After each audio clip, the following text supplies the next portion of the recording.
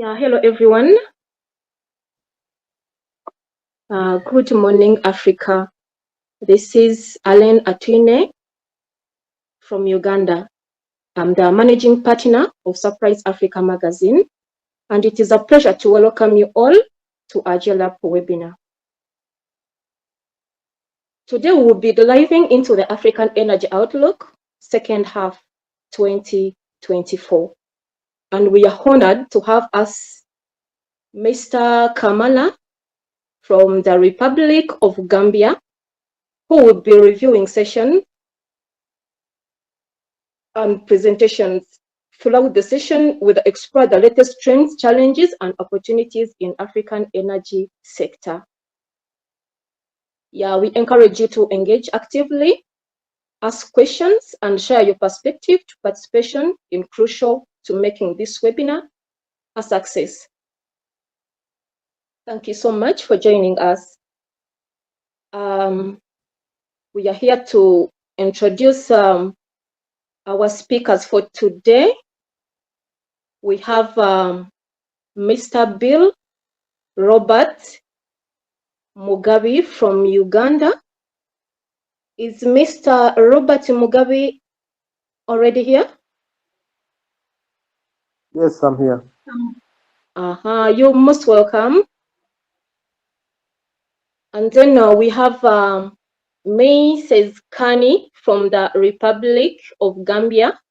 You are most welcome. Thank you very much. Thank you very much, Afina. Thank you. Yeah, we are happy to have you here. It's a pleasure. Yeah. And then we have Professor Ile. I don't know, the name is a little bit. It's called Professor Omoumi Iledare. Is a distinguished energy economist and academic with extensive experience in the oil and gas industry. You are most welcome, Professor. Thank you. Good morning. Glad to be with you. Yeah, and we are here to introduce Mr. Ayuki, the executive chairman. You are most welcome, Mr. Ayuki from South Africa. Mr. Ayuki from South Africa, are you with us? No, I think he will be joining in. Then we have Mr. Haddison, the managing director and consultancy Africa UK. Mr. Haddison, are you with us? Mr. Haddison? Yeah, I think he'll also be joining in a bit later. So now passing it over to Mr. Kamara from the Republic of Gambia, that is my host, to take us over. You are welcome, Mr. Kamara. Mr. Kamara, where are you?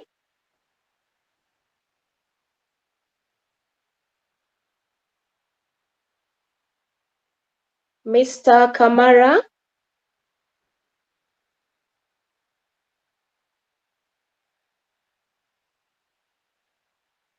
Yeah, as we are waiting for Mr. Kamara to join in, yeah, I would like maybe we can a little bit, because I think I didn't introduce you people very well. So at the moment, we can start with Ms. Kani from the Republic of Gambia to introduce herself and tell us more about.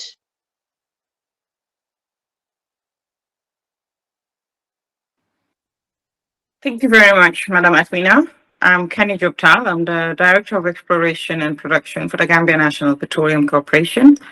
I am a reservoir engineer by background, and I have a master's degree of engineering in oil and gas from the University of Western Australia, and another master's in project management from the University of Glasgow. It is my pleasure to be here. I have worked in Latin America, mainly Venezuela, in Australia, and in the Gambia so far in my career, spanning about 16 years. And in my daily work, I structure and oversee the implementation of the joint ventures that we sign with the IOCs in de-risking the Gambia, which is part of the prolific MSGBC basin. And basically, we're working very hard to sort of actualize the viability of the oil and gas potential of the Gambia, as we're situated in the heart of the MSGBC region, which is an emerging and star player in African exploration. We've recently seen massive production field in Senegal that has gone on stream up in about the last month or so. So I'm very happy to be here, and I thank you for inviting me to this initiative. And I'm looking forward very much to the rest of the proceedings and to interacting with all of you. Thank you very much. Yeah, thank you so much, Mrs. Kani. And our Ugandan representative, Mr. Bill Robert Mugabe. We would like you to introduce yourself and we proceed. Mr. Robert. Okay, thank you, Aaron, and good morning, everyone here. As Good you have morning. said, I'm called Mugabe B. Robert. I'm an engineer by profession from Sambogo University in Kampala. I've been working with oil and gas different companies from exploration up to production right now, mainly as a health and safety expert. I'm a trainer with IWAS, and I'll be looking at giving my opinion on what I see in oil and gas industry, especially here in Uganda, which is still in the infant stage. As everyone knows, we have not yet started production, but we are in the process right now with different projects going on. So I'm happy to be here and happy to contribute to this forum. No, thank you so much, Mr. Robert. And we would like to hear from Professor Omoumi Ledale. I'm sorry, your name is a bit, the pronunciation is not that right, but I'm trying. Can we hear from you, Miss Professor Omoumi? Oh, thank you. Don't stress yourself. You can just call me Wumi. Like if you are calling Okay. woman, put I at the end of it. Instead of man, you say me. So my name is Iledare. But I can understand. Thank you very much. I'm glad to be here. I consider it an opportunity. I'm a professor emeritus in petroleum economics from Louisiana State University. I've been an industry watcher for over 45 years, and I'm an academia with a lot of. I have DNA academia in my system. So I left Shell in 1983 to go to graduate school and have my graduate education with specialization in oil and gas economics. I've taught in so many universities, graduated over 30 PhDs from in petroleum and energy economics in Africa. I was the inaugural oil and gas research professor sponsored by GMPC in Ghana, and distinguished professor of petroleum economics in Uniport, and emeritus in Louisiana State University in Baton Rouge, former president of International Association for Energy Economics, and former president of USAE, United States Association for Energy Economics, and the immediate past international SP director for Africa, call it the African Regional Director. I just put it out there that I'll be speaking from an academia point of view on this energy outlook for Africa in the remaining part of 2024. Well, thank you for the opportunity, and look forward to also hearing from you experts as well. Good morning. No, thank you so much, Professor Wumi. Mr. Kamara, Can you hear me? Mr. Kamara, my co-host from the Republic of Gambia, are you here? I can see you joined. Would like to hear from Yes, you. yes. I was on Okay. mute. Yes. I hope I'm very much audible.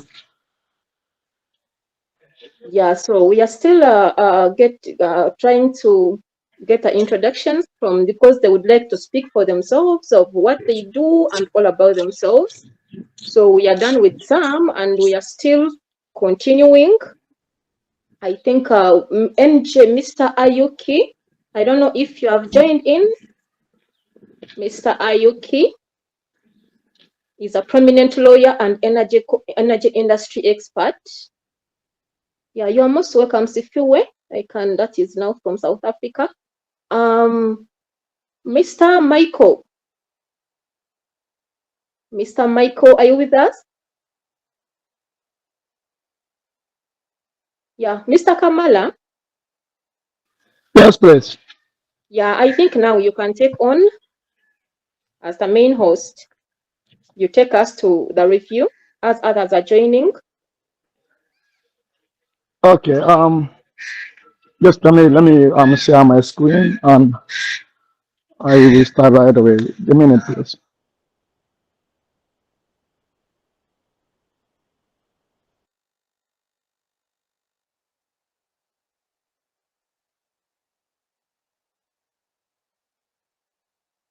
Mr. Michael, are you in? I don't know. It shows that he's already with us, but he's not speaking. Maybe he's just trying to connect.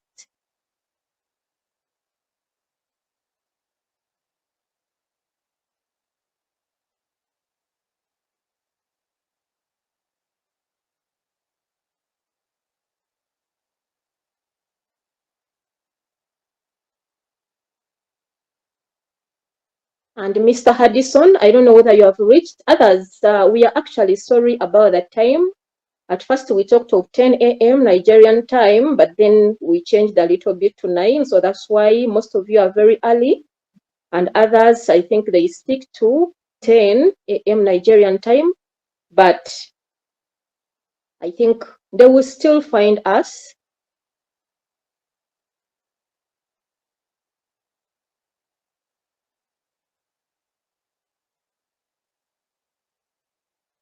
Now, as Mr. Ayuki is not yet here, I think since he delivered his profile already, I think I can still introduce him. Then when he comes, of course, he will speak for himself as well. And Mr. NJ Ayuki is a prominent lawyer and energy industry expert, serving as the CEO of Century Law Group and the executive chairman of the African Energy Chamber. He is renowned for his deep knowledge of the African oil and gas industry and his advocacy for energy policies that promote sustainable development and economical growth in Africa. Mr. Ayuki is also the author of general influential books on energy business in Africa, including Billions at Play, the future of African energy and doing deals. His work focuses on fostering investments, creating opportunities, and shaping the future of the energy sector on the continent. Mr. Ayuki's leadership and vision have established him as a key figure in advancing Africa energy agenda. Are you with us? Hello.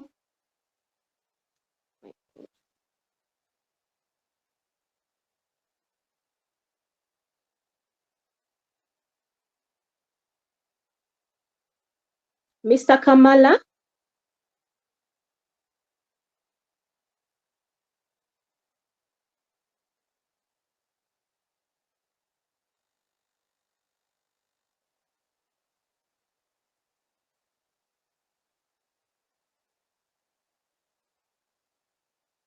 Sorry, I was on the mute. I didn't realize. I think Akpan, I have just seen your missed call. I'm starting right away. So good morning, ladies and gentlemen. I send you greetings from Banjul. My name is Sana Kamara. I'm a journalist and media consultant based in Banjul. Um, I am happy to be here with my colleagues, and I'd like to say thank you to our esteemed guests from around the continent who have graced our occasion today to mark this phenomenal milestone in the work that we are doing as journalists to support the development of Africa. So let me just dive straight into my review. I didn't like to waste any more time. Sorry for the technical hiccups. Um, I'm sharing my screen, so if you follow, maybe or you have any questions, I'll be happy to take that later. So AJERAP, my presentation starts with AJERAP. What is AJERAP? Of course, we all know that it stands for the African Association of Energy Journalists and Publishers, and our mission is to promote accurate reporting and analysis of energy and related sectors from an African perspective. This is the term that I personally find interesting, an African perspective, because Africa for long has been all the time suffered or suffering from this phenomenon of people telling our stories without taking into context our own values, our own cultures, our own developmental needs. And I think a new Africa is emerging where that narrative has to change. And the best way to change that is for Africans to tell our own stories from an African point of view. Hence, the basis for this group that we formed together called AJERAP. So the association aims to contribute to achieving not only a just energy transition for Africa, but also an energy security on the continent, which is still grappling with energy poverty. As I'm talking to you right now in my house in the Gambia, we have been out of power for about 2 hours now. So I think that is just drumming home the reality of what the continent is grappling with in terms of energy need and sustainable energy infrastructure for the continent. Our commitment to professional development, cooperation among members, encouraging investors, local content development, and sustainability in Africa and beyond. That is something that need no overemphasizing, because this is the, if you want to call it, the core of our values, the diversity of the continent brought together under one umbrella through our network and our affiliation from across the continent. So about the outlook, it is a 16 pages booklet providing comprehensive insights into the continent's energy industry.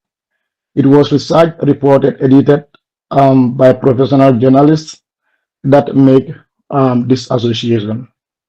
The outlook also discusses global oil markets from the first to the second quarter of 2024, looking at prices of crude oil per barrel, analyzing trends, and making informed projections for the upcoming quarter.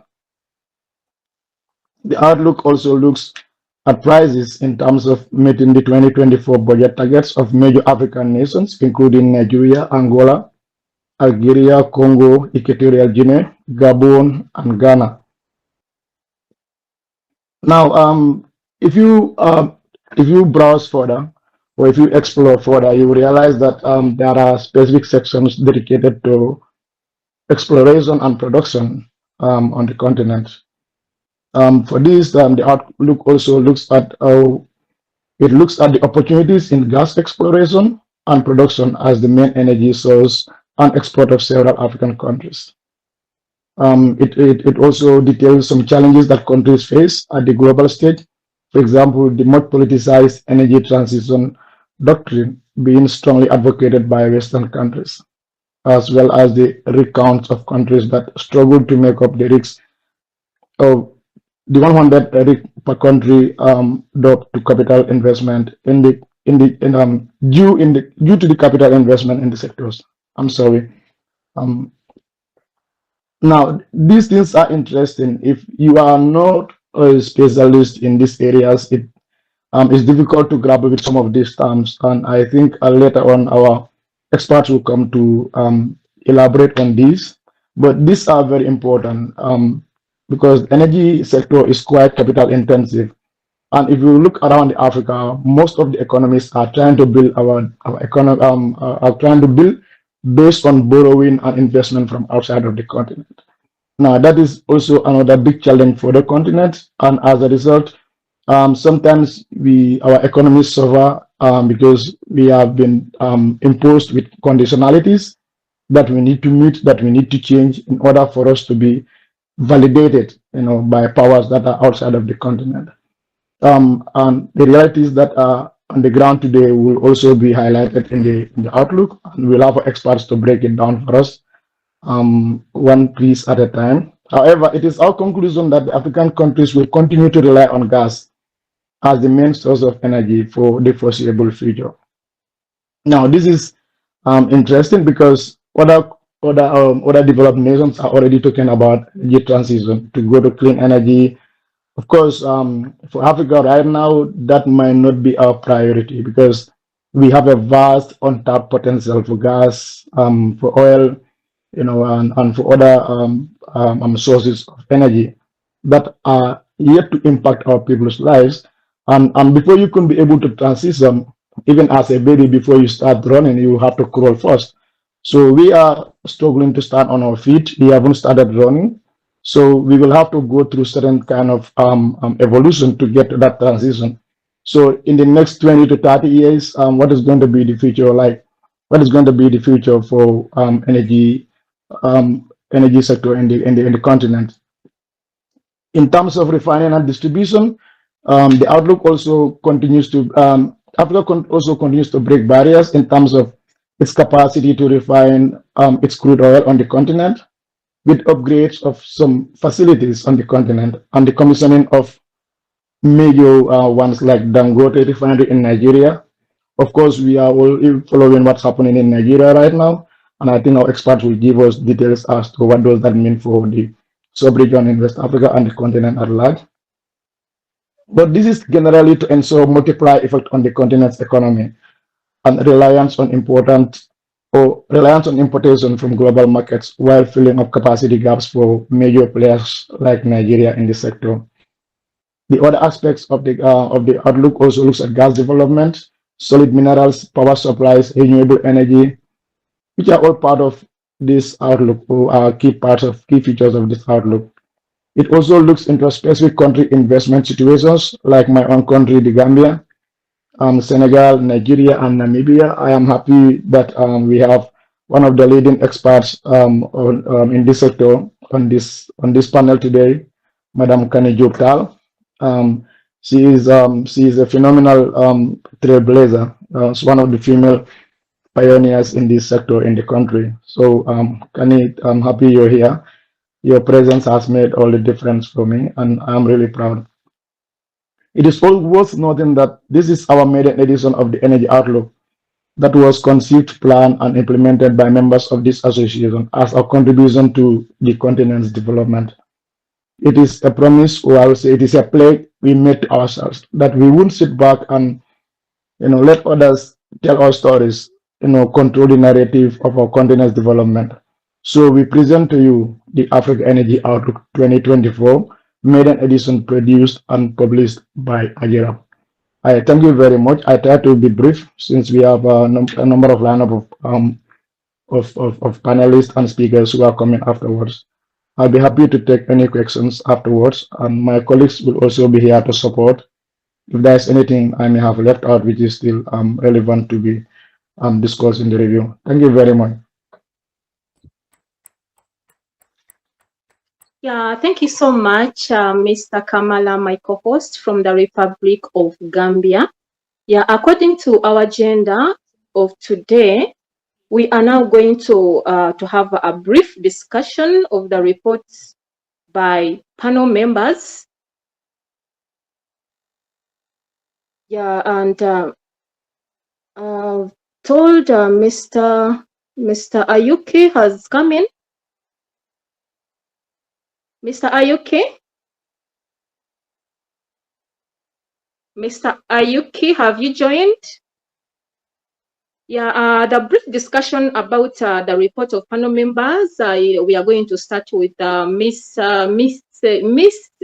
Kani from the Republic of Gambia. You can take over. Mrs. Kani. Mrs. Kani from the Republic of Gambia. Thank you very much, Atwine, Madam Atwine. Thank you for inviting me. And thank you, Mr. Kamara, for the brief outlook and overview that you've given us on AJERAP and the report.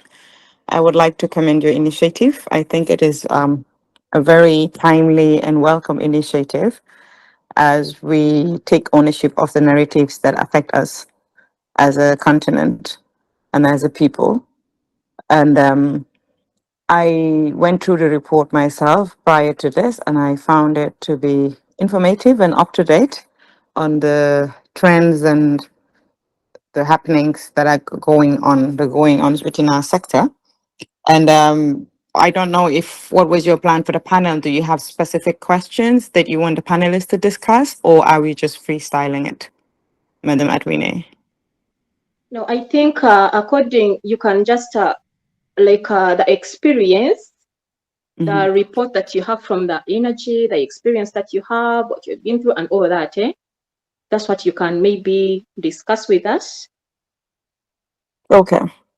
So that's fine. So for us, particularly in the Gambia, our biggest conundrum that we are facing is the restriction of financing that's going into exploration right now. It has affected investor interest and, in fact, their own confidence in coming in. We used to work with prominent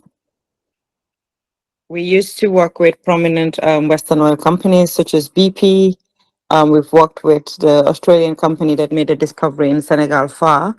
But with the onset of the African energy transition agenda, they've come under massive, at least BP has been under massive shareholder pressure.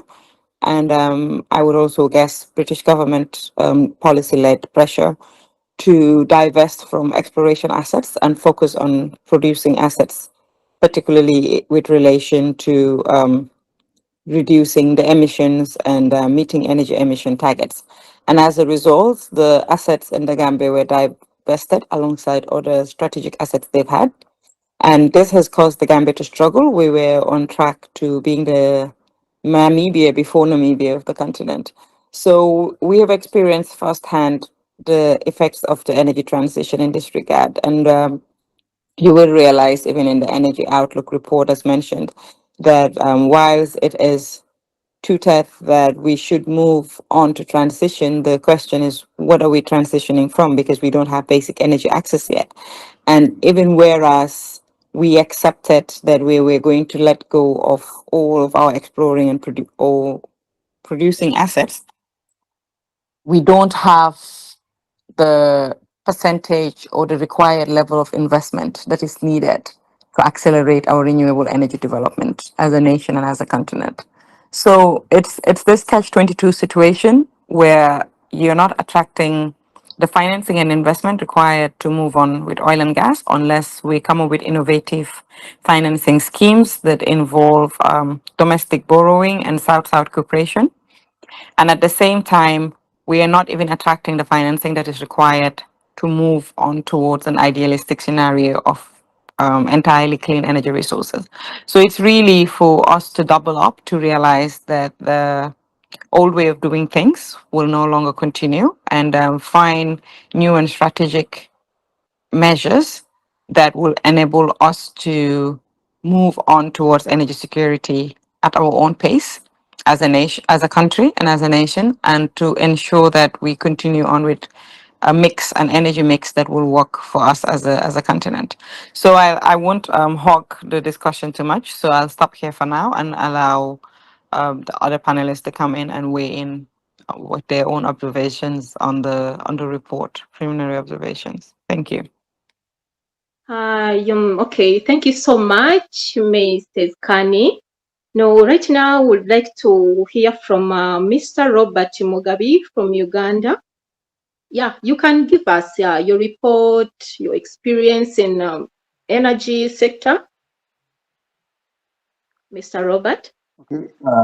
Good morning once again, and thank you, Anne, for this opportunity. Regarding the report, I will start by not complaining, but also trying to get everyone on board that Uganda missed out when I checked through. So I need to give you an update on Uganda so that everyone can also know that we have opportunities available in Uganda in oil and gas sector and also other energy sectors.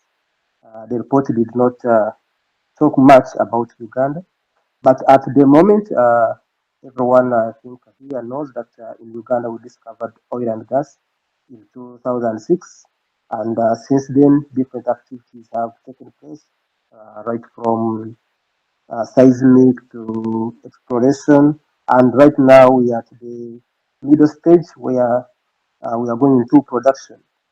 Uh, at the moment, we have two fields being developed. We have one of Telenga and Total Energies, and we have one of Kingfisher and Sinok. Sinok is a Chinese state-owned company. The total of this, when production starts, will be producing around 24,000 barrels, 24,000 K barrels a day. And we have also other areas which are still under production, under exploration, and they have been licensed, like Kasurubani Block, which is licensed to UNOC. UNOC is a government or state-owned Uganda. They are trying to build the capacity of the locals and local companies so that we can get involved in this exploration and production of oil and gas. We also have Angasa, shallow waters, which also is under exploration, actually given to a Nigerian company called Oranto. They are doing good job at the moment. And we also have other blocks which are yet to be licensed. So when we talk about the sector, please include to Uganda so that investors can see this. As I said, the major players at the moment which we are able to work with is UNOC, which is a national oil company. We have Total Energies. That one is global. No one needs to introduction. Everyone knows about it. We have Sinok, which is a Chinese state-owned, also global. And previously we had Taro Oil, which did most of the exploration works actually, and farmed down to these three companies. Uganda possesses now the opportunities for all investors, as Madam has highlighted earlier. The challenge is we all borrow from outside, and most of the time outside companies, outside funders determine most of the activities for us. For example, when it goes into an environment, our oil and gas is in a very sensitive area, which is in a national park. So we find ourselves with so many conditions on how to go about it, how to drill in the park, how many rigs can go there at a time, and what areas we can open up during the process. So it becomes a big challenge for us, but it's okay because we follow international standards. Away from oil and gas, we also have other areas in terms of energy that are still being looked at by the government that can be explored by investors. For example, we have nuclear energy, which the government is planning to start on in 2026. We already have an understanding with the Russian company, which will come in and start the feasibility study and see if we can develop our nuclear so that we can provide enough power to the people. So this is also an opportunity that investors need to look at when we come to investing in Uganda. We also have other areas in other minerals like iron ore. We have gas, which is also still an area that we need to look at for development. And also we look at hydropower, which is our main source of power at the moment in Uganda. We have a lot of opportunities there also that investors can look at. Yeah, from the report, I think that's what I can say, that Uganda had been left out, but I think now people have overview. They can look at it and see how they can come in to invest in us. With challenges, they are the same everywhere, as mentioned in the report in Africa. We shall discuss that later, but I see Uganda is very, very, very good at the policies we have to attract investors. Very good policies and a very open space for everyone to come in. Yeah, that's it for the moment. Yeah, thank you so much, Mr. Robert from Uganda. Yeah, we actually have a member who he was supposed to be with us, but he wouldn't. I think he won't make it. That is Mr. Ayuki from South Africa. Yeah, I'm getting a report from him that his network, I think it has gotten some issues. Yeah, we are really sorry for Mr. Ayuki for not being with us today. Yeah, so right now we are going to, according to our program, we are heading to the questions and answers. I don't know which one that would like to start with us.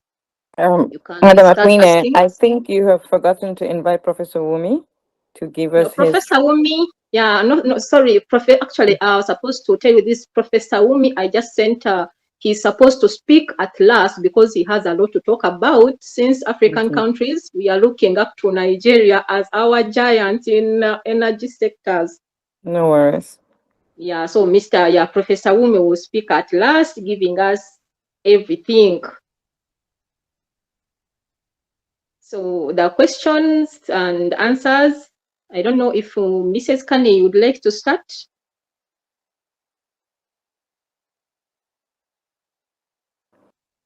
Start with what? I'm waiting on a question. Do you have a question for me? Specific question. What would you like me to talk about right now? Because we're going into the Q&A, right? Is there anything specific you would like my input on? Yeah, Mr. Kamala. Mr. Kamala, are you on? Mr. Yes, Kamala I'm here. from the Yeah. yeah. Yes, We would like I'm here. According to the report that we had, the review from from Mr. Kamala, what Mr. Kamala presented. So right now, we would like Mr. Kamala to take over and can ask the questions, and then our guests will be able to answer. Those who can. Thank you.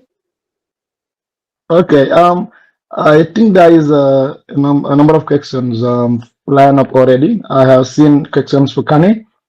Madam Juptal, what is your outlook for Africa in terms of oil and gas exploration and the production in the second half of 2024? That's a question I received from Madam Kani Jub, and we like her to discuss that. Thank you very much, Mr. Kamara, for that question. I think what we have been saying is from last year, we've seen, despite the energy transition targets that have been set by the West and the challenges that they pose with regards to interest of the traditional Western giants who have done most of the investing in Africa, is the fact that there have been record profits and there is this gradual realization in the oil and gas industry that the energy transition targets or the climate emission goals and targets were a bit too ambitious, and particularly with regards to the contribution that renewable energy will make into will form or contribute to the mix. So we have seen some companies start that had traditionally abandoned oil and gas, or at least had announced the abandonment of traditional fossil fuels, start to reignite interest into exploration. So exploration is coming full circle again, and from companies that had really already divested most of it. So we've seen renewed interest from some majors, and we're currently, particularly in the Gambian and MSGBC basin in general, we have seen some renewed interest. We've registered a lot more data sales and data visits, and we're currently moving towards direct negotiations. And we expect that these would pick up in the second half of 2024. Though traditionally, the process that gets an IOC or major investor to sign onto a license is not a very quick and fast process. It takes a number of months of negotiations. It takes a number of months for their technical teams to also go over the data. But compared to, like, if I would say 2023, where we registered, basically in 2022, we registered no data room visits, no requests for information. There has definitely been a pickup, and we are more optimistic that in the second half, we would have made some tangible moves towards securing partners who would do some more exploration drilling. And with regards to producing assets, we're all aware of that the oil field in Senegal and Mauritania, oil and gas fields, rather, gas fields between Senegal and Mauritania, that's the Grand Tortue ANEM project, is on course to come on stream in this quarter, I believe, in the third quarter of 2024. The Sangoma oil field that is projected to produce 100,000 barrels daily is already on stream as of the second quarter of the year. And I believe there's also another domestic gas project in Senegal that's coming on stream. So we've also seen the discoveries from Cote d'Ivoire earlier this year, still in the West African. And I believe Nigeria has had a massive bidding round. We will probably hear about it more from Professor Wumi. They've had a massive bidding round of exploration licenses, at least maybe about 50, which is well on the way.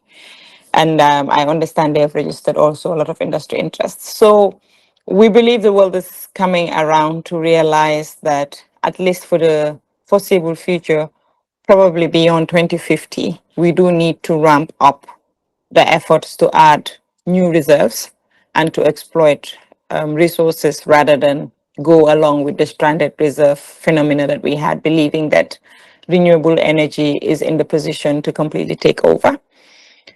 And I also note that, of course, there's always the challenges with the volatility of oil and gas prices, which is largely dictated by the geopolitics, which we all know rapidly changes at any second in time. We've recently seen unrest in countries like Bangladesh, and you never know. All it takes is we've seen the Ukraine-Russia war, and that actually, I would have to say, has sort of had an impact on the West doubling back on the previous agendas that were set and the previous targets that were set. They have probably realized that with the disruption of gas supply from Russia, they've needed to secure sources of gas.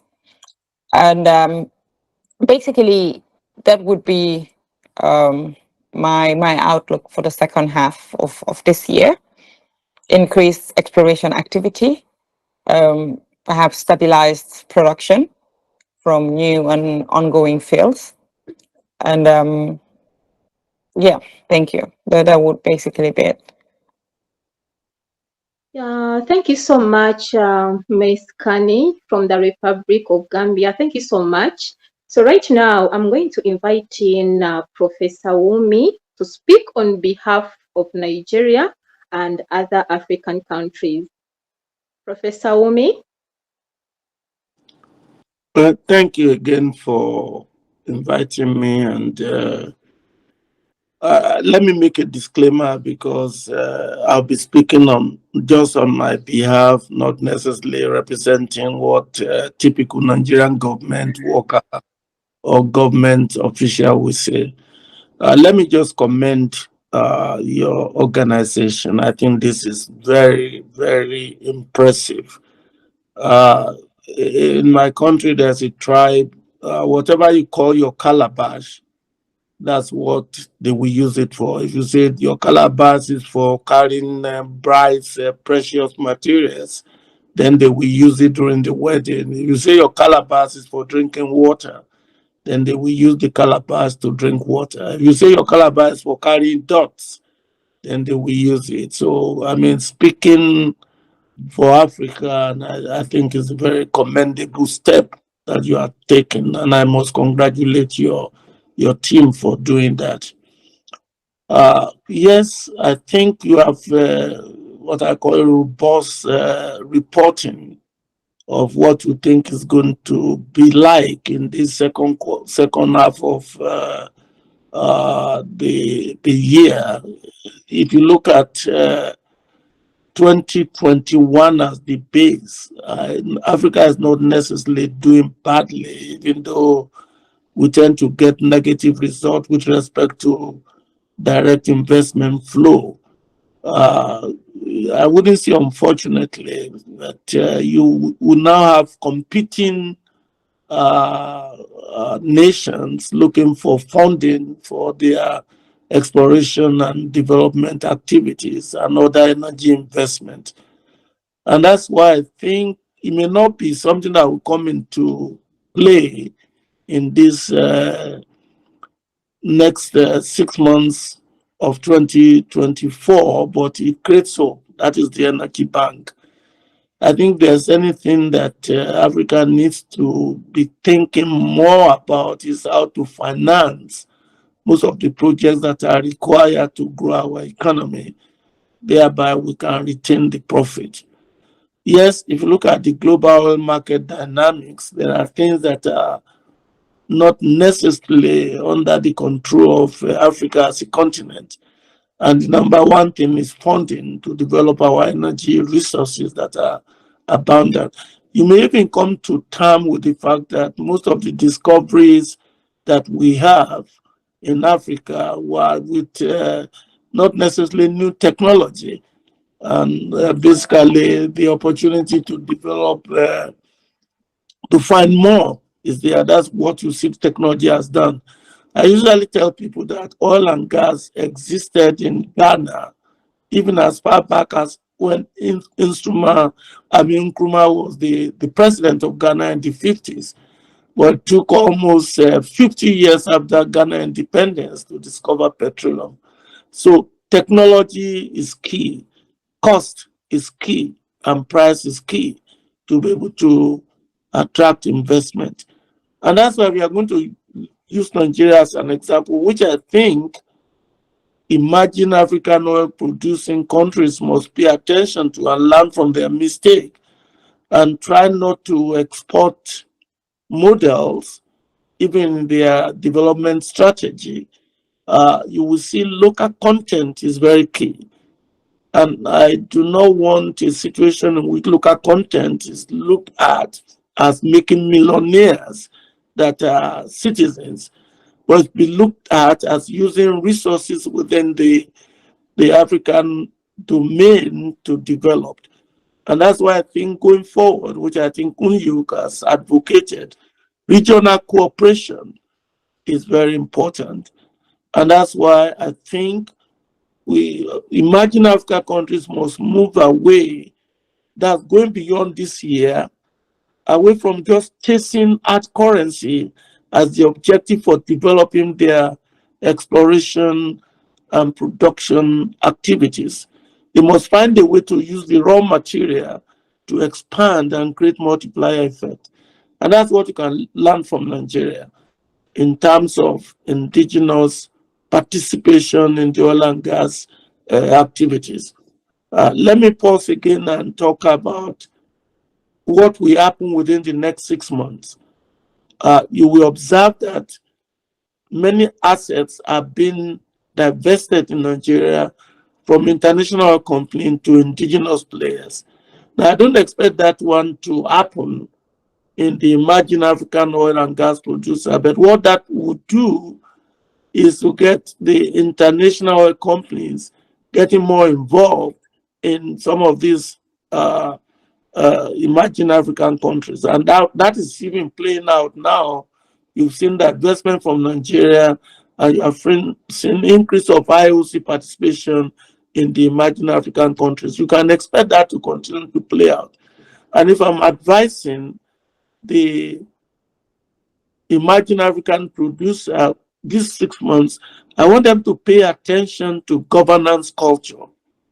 I think African countries must begin to think of developing a governance structure that is effective, efficient, ethical, and equitable.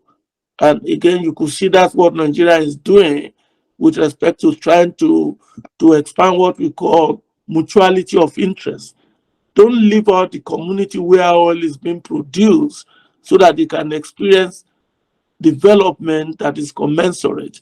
Again, that will help to be able to sustain, because it's about sustainability. It's not about the next 6 months. Oil and gas is a long-term investment opportunities. You don't measure your performance on a year-by-year basis, but you go beyond the year. So even though as we look at 6 months, we'll look at it in terms of sustainable development before the next 6 months. Now, if we're going to talk about the refinery in Nigeria, which is 650,000 barrels throughput, I think there are some hiccups, but I think the government has been able to quickly find a way to arrest that type of public perception. And so I think they're working out because not only Nigeria that's going to benefit from this 650, because some of the challenges we have in the oil and gas business in Africa is unstable foreign exchange.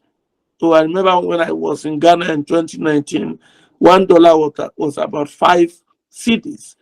But today in Ghana, $1 is about 15 cedis. That's really unstable, even though it's not bad with respect to making things that are produced in Ghana cheaper if you have access to foreign exchange. But it's not what the companies want to look at. Fiscal stability is very key if the oil and gas business is to be sustainable in the nation. So the refinery throughput in Ghana offers even local, regional oil and gas producer to look at Nigeria as a possible outlet for their crude to be refined, thereby even making refined product to be cheaper within the region. And again, I think the regional cooperation is very key. And that's what you see in the European Union, in North America. And I could just look at that. So I've talked about governance. Reform is also very key. And reform must be dynamic, cannot be static. So the regulatory institutions must look at themselves like a soccer referee. And that's what you see Nigerian regulatory institutions are trying to do. We are not saying that you be too friendly as not to do what you are supposed to do, but you cannot use command and control anymore. You must think in terms of carrot and stick to be able to attract investment. So you must balance your early revenue interest with your delay revenue interest and give an impression to investors that you are willing to delay your rent extraction. And that's what you see Nigeria is doing.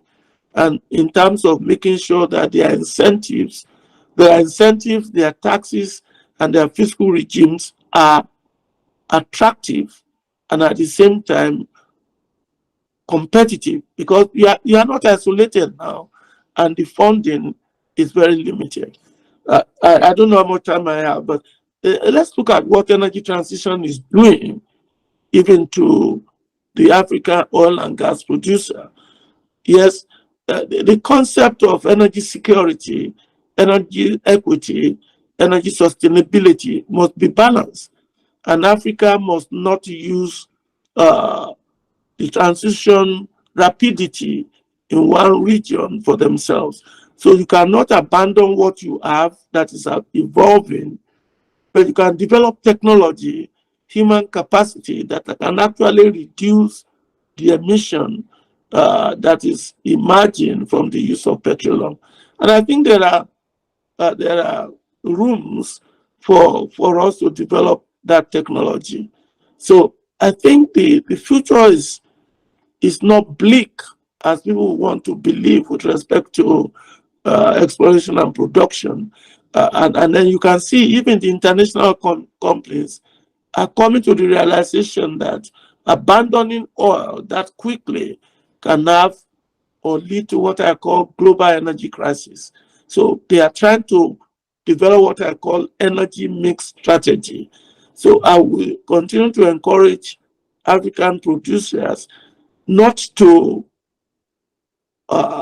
neglect proper reservoir management, to follow an optimal path to produce their oil, and keeping in mind that oil is an intergenerational resource. A barrel produced today is not available for production tomorrow, and you cannot use all the primary energy to just produce because of global demand. So I think the African countries need to learn, and that would be my, and I learned that somebody mentioned that they are also looking at African Nigerian companies to participate in the development of this oil and gas. Don't let the other world sow seeds and divide us. We are one thing in common. Energy access is very low. Energy affordability is very low. And energy sustainability is not comparable to other parts of the world. And yet, this life that you have is driven by one thing, which is common to everybody, irrespective of where you come from: blood. That's red blood cell. It doesn't matter your color, whether white, brown, or black. Blood is what is driving you. And that blood requires to be renewed, and it requires energy to create food, energy to create infrastructure, energy to create quality of life. And I think Africa is not necessarily calling to isolate itself from the world, but then we must play the game in such a way that we cannot continually be left behind. And this oil and gas is what transformed the entire world. The quality of life that the world has today comes from oil. And Africans must not think that they are going to abandon it that quickly. I hasten to say, Europe is concerned with energy security, and that is what is necessarily driving the vogue for renewable energy. Luckily, Africa has everything. So energy mix strategy, even as we look at the next 6 months, we must go beyond that. So I look forward to this organization going beyond annual energy outlook, but even go to maybe 5-year plan. And you've done an excellent job. I enjoy reading this, and I know that Nigeria offers an opportunity for us to learn how to do this. If we want to continue to make sure we divert investment to Africa, contracting time must be reduced. Bureaucracy, autocratic way of doing things must be let go, and the world must see that we are very progressive in doing things the right way. I know I can speak for the entire day, so but let me stop here, and if there are questions, I'll be glad to answer. Thank you for the opportunity. Oh, thank you so much, Professor Wumi from Nigeria. I would like to hail Mr. Haddison. Mr. Haddison, are you with us? Mr. Haddison? I think he has disappeared again, but I saw him joining. Mr. Haddison, that is the UK Africa consultant. I think I think he has gone. So we are still, right now, we are going to on questions. We are still actually on questions and answers. And we have a question going to Mrs. Kani from the Republic of Gambia.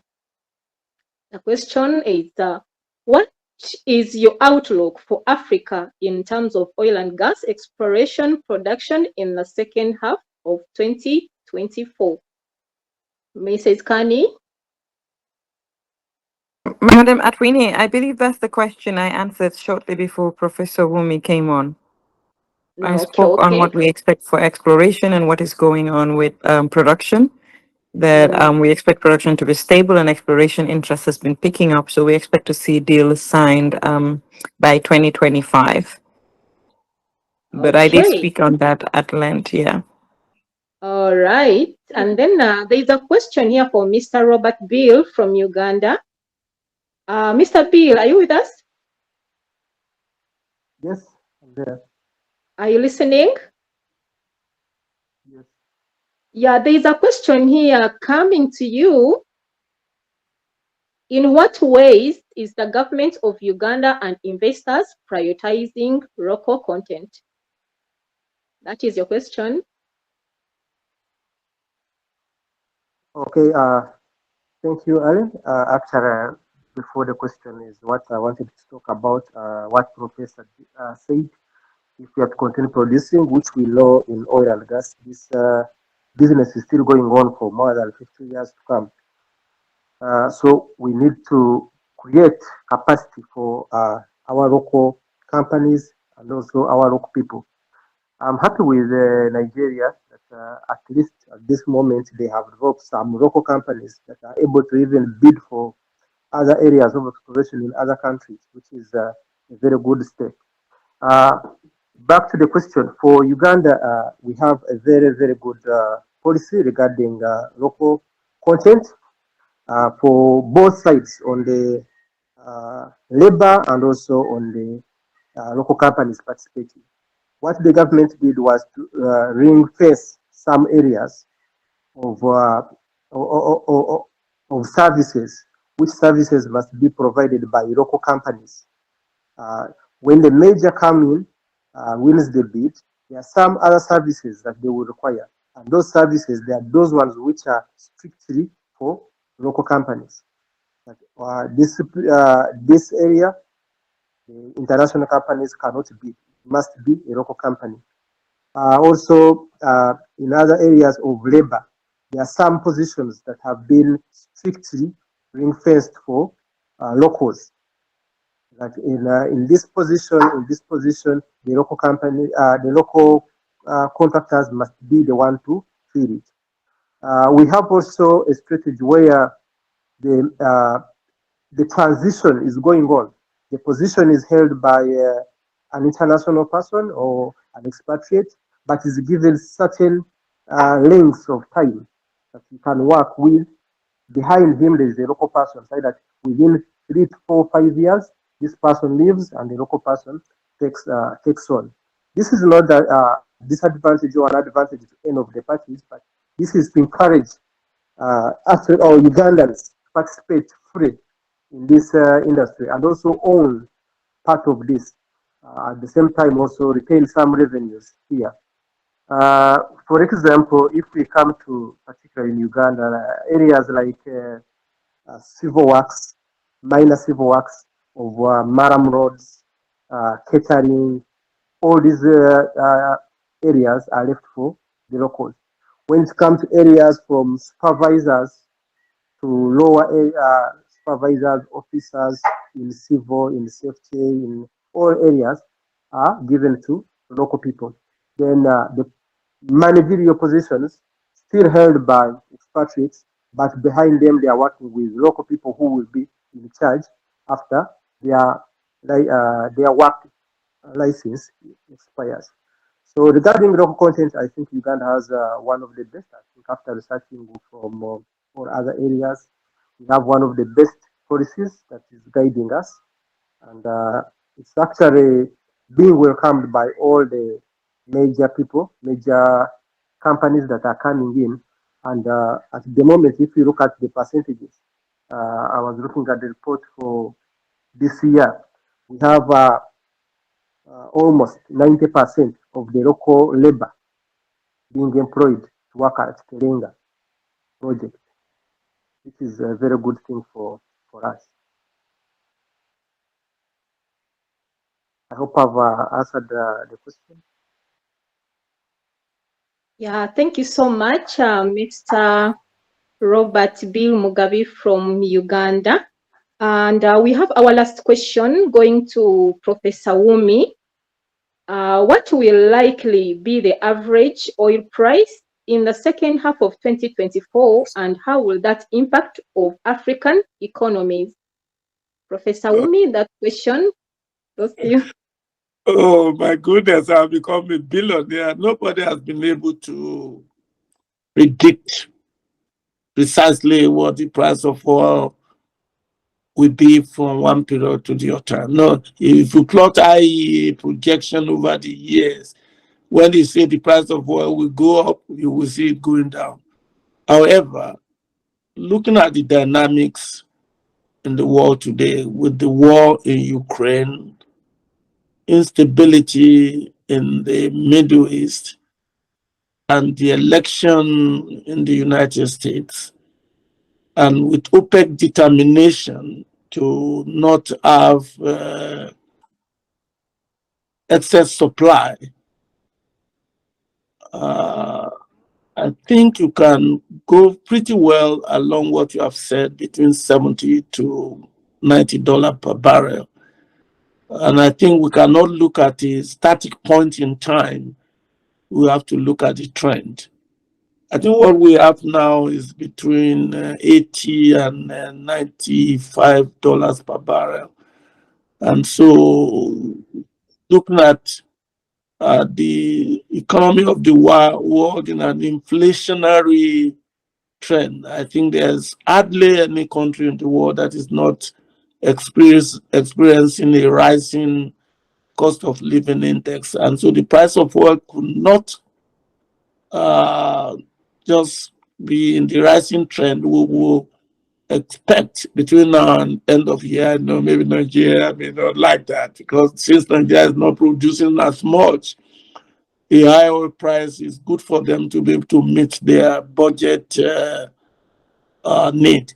Well, if there's something I want to say, so we can expect the price of oil to be between $75 to $95 between now and December. Looking at the global trend, especially the conflicts in the part of the world that is very key to ensuring supply. The fundamentals of oil and gas with respect to long-term trend determines the price of oil, but can have up and down as a result of some shock in the market. And looking at the balance that you have today in terms of no OPEC is determined not to allow the buildup of inventory anymore. And so when there's no inventory, then the tendency is to make sure that the price of oil is more stable. But if you allow inventory to go up, then the price will collapse. And I think OPEC is, and OPEC Plus is managing that. But let me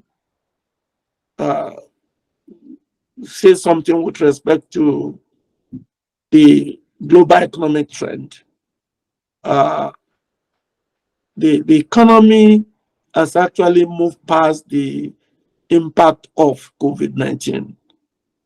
And the economy is, even though everybody seems to think that life is a little bit harder today, because especially in Africa, with lack of job for young people and purchasing power of money diminishing,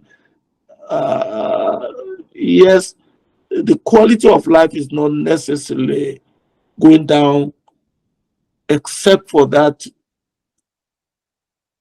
foreign exchange with respect to dollars. So Africa must move away from dollarizing their economy if they want to continue to sustain the quality of life going forward. And we need to begin to think of using locally produced goods. You see the way I'm dressed, everything is made in Nigeria.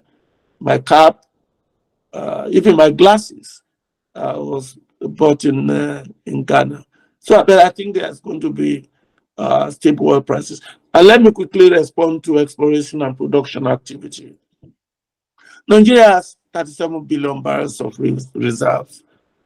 Nigeria has 260 207 to 209 trillion cubic feet of gas. Most of the gas is stranded, and that means investment is required. The government has created an incentive that we actually delay the economic rent, and that's some of the things we could learn in other African countries, not to tie our budget too much on the price of oil and the volume of oil that we produce, and try to diversify the economy, even as these emerging African countries are coming to produce oil. Nigeria is a perfect place to learn what not to do with oil money.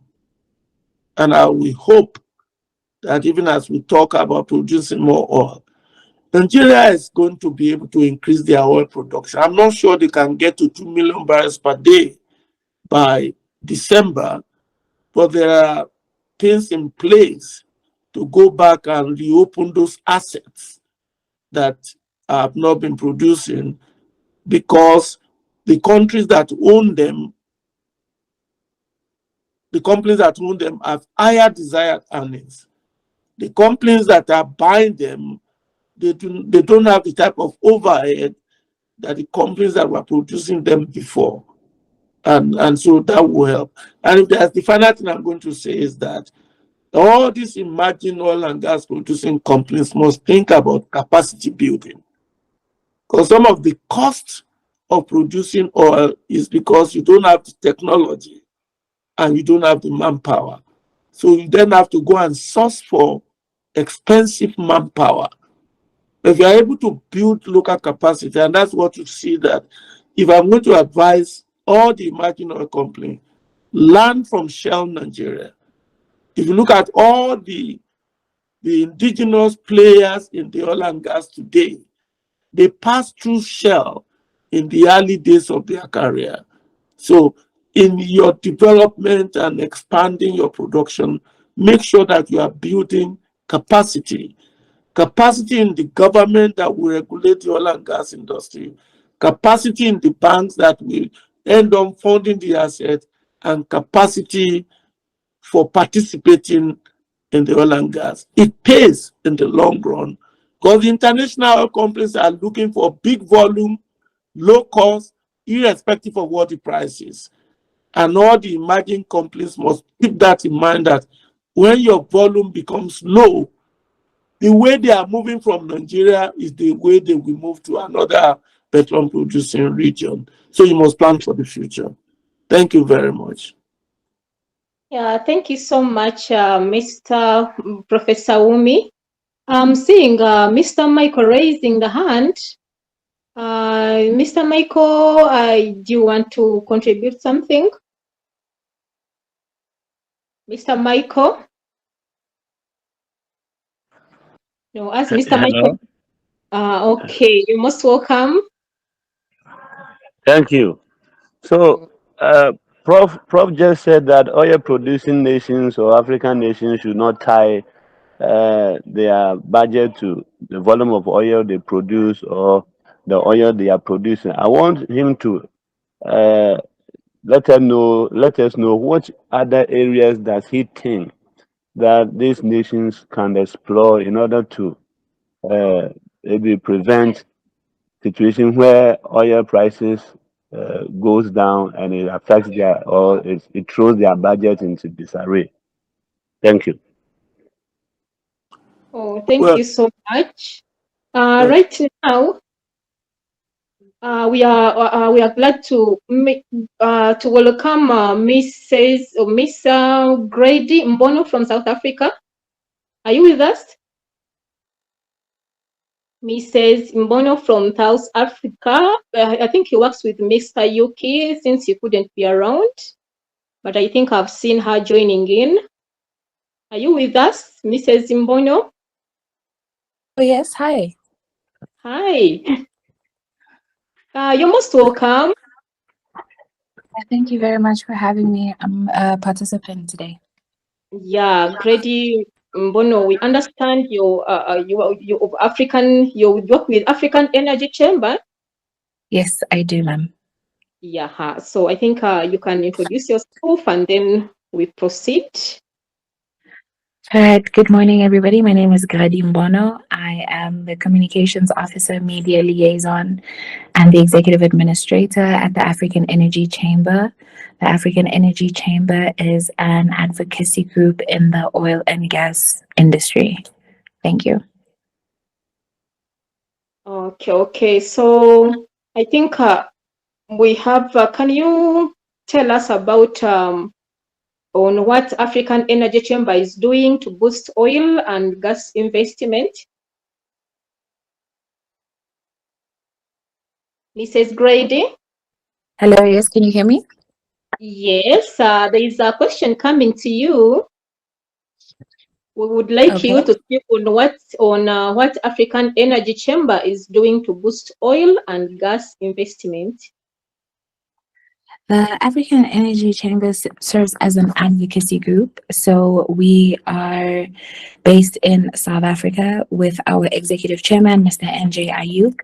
How we boost investment is we run various programs. For example, this year at the Namibia International Energy Conference, we had a hello, can you hear me? Yes, we can hear you. Oh, awesome. We had a trade mission where we took members of the African Energy Chamber to the various the different oil and gas companies in Namibia to get more information on investing in Namibia.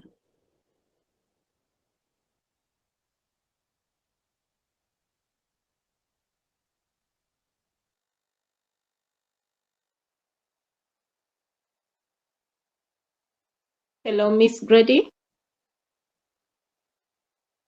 Yes, I'm still here. Sorry, I'm having internet connection problems. Yes. Yeah, we can bear with you. Can Oh, proceed. awesome. Thank you very much. And also this year we release annual State of the African Energy Outlook. Just it's a report on the outlook and the energy industry in Africa and where we see Africa moving forward to in the energy industry in the just energy transition. So we have two initiatives. We have the African Energy Week, and we also have the African Women Business Energy Network Organ, which was launched last year during the International Women's Month.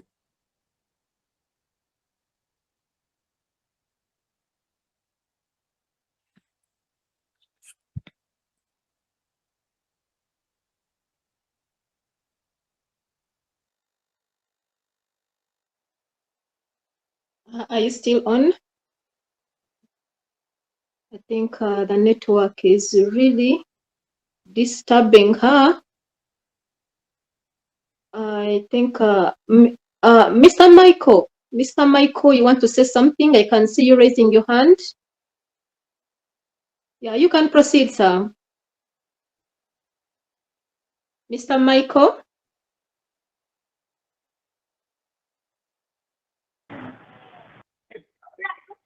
Hello. Yeah, you can proceed as Mrs. Brady is. I think the network I is think it was a mistake, so I'm still waiting for Prof to answer my question. Yeah, your question was going to Prof. Maybe as we are waiting for, I think Miss Grady has disappeared. Yeah, network. Yeah, of course, you talked about it. You can ask again your question to Professor Wumi. Oh, okay, Again. Professor Wumi, what the question I ask or I'm asking is, you made a point that oil producing nations in Africa shouldn't tie their budget to oil reserves or oil they produce. So I'm asking, which other areas do you think they can explore to prevent situations whereby when oil prices goes down, it throws their budget into disarray?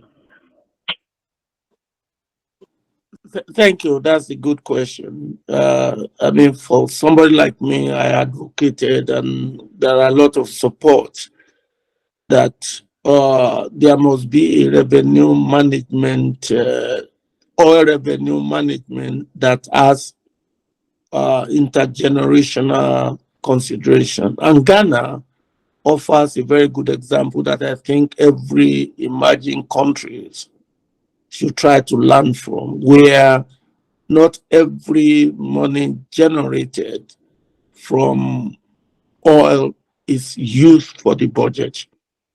They have what they call the Petroleum Revenue Management Act that allocates a proportion of the revenue from oil for infrastructure development and for what they call petroleum holding fund, more or less. And then some are also dedicated to expand oil and gas activity, and it's only the rest that can be funneled as part and parcel of the budget. Because the moment the oil money to the government is cheap, they don't do much to be able to collect it. And you could see Nigeria has run into trouble year after year with respect to thinking that they are very rich and forget their responsibility. And the cost of governance is always excessively high, where you find a situation in which as the price of oil goes up, you will see a supplementary budget. And by the time the price of oil goes down, you are not going to see a supplementary budget to make sure that some of the things. So if you are able to recognize that as you begin to generate, especially Gambia and Namibia, they need to think before they run into trouble. Oil money is better used for infrastructure development. That's what you will see in the United States, but you don't see it very well in Africa. That's what you saw in Norway. And that's what I mean, that yes, if you have oil, you will get, but don't spend all your money you made a year from rent, royalty to fund a budget for that year. Remember to keep some behind. Nigeria did well under Obasanjo with what they call excess crude account. Now in the PIA, they have something like that. We take what they call royalty by value, which is graduated on the basis of what the price of oil is. And then it is not put in the budget, it is put as a sovereign wealth fund. That would be my encouragement to emerging oil and gas producers. I know we are looking at 6 months outlook, because if you're not careful, when the price of oil goes up, the tendency is to produce your oil fast and thereby even destroy your reservoir management. And that's why you need capacity, like I mentioned earlier. Diversify your source of revenue. And that's where local content could help Ghana, all these emerging companies, because then the government can have other sources of revenue through taxation and services. But then you must not use all your money and all money that you collect as a government and just use it to satisfy your budget. That's the beginning of what they call the resource cost. And Nigeria is a classic example, in my opinion, on how not to use oil money. Nigeria started well, but in the last political stage that Nigeria found itself, the cost of governance is rising and never come down, even when the oil revenue began to decline. Just a personal opinion. Thank you. Mr. Michael? Yes, thank you so much, Prof. Yeah, you can proceed with your other. I see you have another question. You can proceed. Not really. I don't have honestly, I joined a few minutes ago when Prof was talking, so I'm okay for now. Okay, but there is a question here that came in, going to Miss Kani. Miss Kani, are you with us?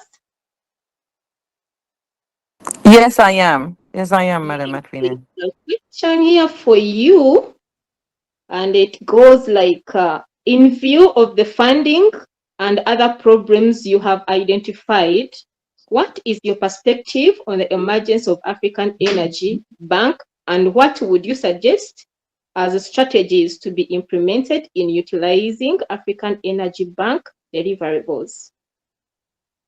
Thank you very much. We found it a very welcoming initiative, really. And it moved pretty fast when you look at the African continent's tendency to talk and not actually materialize regional initiatives such as energy bank financing. So it is a very welcome initiative on the heels of the Afro-Exim Bank. We've already had some constructive engagements with Afro-Exim Bank, and we've seen them also come in to fund some other projects elsewhere. And truly, I think it is the way forward.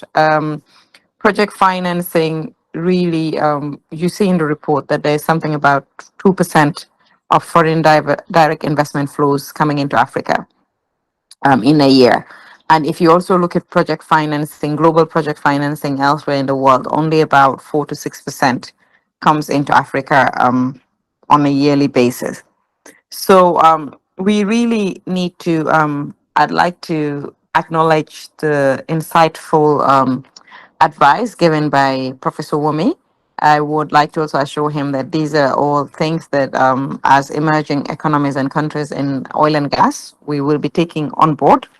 And I think really African nations should be able to do better in terms of innovating public-private partnerships to work in oil and gas, in ensuring that financing, local content financing comes in. Because to be honest, despite a lot of Nigeria's woes, one of the things that they've done right is their local content development. This is the reason why international oil companies are able to divest so many of their assets to indigenous oil companies. And we look forward to the day when I always say it is good to have a high number of indigenous companies and NOCs in every country, especially in the major producing countries such as Angola, Nigeria, Algeria. But we are yet to see a super major come out of Africa. The likes of BP, Total from France is one of the biggest oil and gas companies, and France has no oil and gas reserves. They did this oil all by, of course, through the advantage of colonialism and neocolonialism. But we would like an era where we would like to see an era where we see a consolidation of firms, of African firms that create a super major that is able to actually go out and invest in other African countries. Because we've realized increasingly that relying on external partners does not do it for us. First of all our resources become export oriented. And this is one of the reasons why, despite the fact that we are so endowed with oil and gas resources, we're also endowed with natural how do I put it, a strategic geographic position that ensures that we can also make use of green energy. We have a lot of sea as well for the blue economy, but almost all of our resources are export oriented, and that is natural if you're having only external funding partners. But if we focus on developing regional energy markets, if we focused on developing our own regional infrastructure, we wouldn't be grappling with the energy poverty issues that we have right now, or the lack of energy access. I remember reading somewhere that the amount of gas flared from Nigeria from the 1960s to now could have powered the entire African continent rather, if it was drawn inwards. So for that reason, we expect the African Energy Bank would take the lead in investing in projects that are meant for internal use, that would also boost up the regional infrastructure, because that is one of the major stumbling blocks to why we are not able to use gas from Nigeria to power Gambia, for example, or to even power Nigeria itself. And so it is really a welcome initiative. The big issue would be the amount of funding that they can generate and raise. It is expected to be an offshoot of the Afri-Exim Bank, which is still comparative to global Exim banks, or even countrywide Exim banks like India and others. It's still sort of undercapitalized. but it is a step in the right direction that is welcome. And GNPC, alongside other emerging economies and NOCs from other emerging countries, would be looking into seeing how we can have projects that are self-led or internally driven that will be funded by these banks. Thank you. Oh, thank you so much, Mrs. Kani from the Republic of Gambia. And we have a question here for Mr. Robert Mugabe Bill from Uganda. Robert, are you with us? Yes. Mr. Robert, yeah, there's a question here coming to you. It goes like this. How attractive is Uganda oil and gas industry? Please, could you shed more light on the business-friendly environment in Ugandan oil and gas industry in attracting investors? Okay, thank you, Alan. As I had earlier said, the oil and gas industry at the moment in Uganda is very, very attractive. One, due to the open policy that we have towards bidding. Once the blocks are ready to be put on the bid, it's an open. Every company comes in and present their bidding documents, and they are vetted. Once the experience is there, it goes through the normal processes, and the time is very short to get to the bidding process. So they have made sure that the whole process is fast, is open, and it has an advantage if a company, especially from Africa and also an international company, if it is in a partnership with a local company here, then it becomes even easier for them to go through. So they have made sure that everything is very, very attractive for people to invest. And also, the infrastructure in all our areas where we have oil and gas is very, very good. We have all roads tarmacked, we have power to the areas, we have all amenities to those areas where exploration is taking place. So we have some things that we need to look at, like that support oil and gas, and those things are all in place. If you go to the major towns nearby where exploration takes place, the hotels are there. We have airports being constructed in one of the regions. So basically, the government is doing all it can to make sure that the oil and gas is facilitated properly. Right from acquiring the block, the process is clear, and then the services that may support the process are also in place. Roads are very good, all tarmac.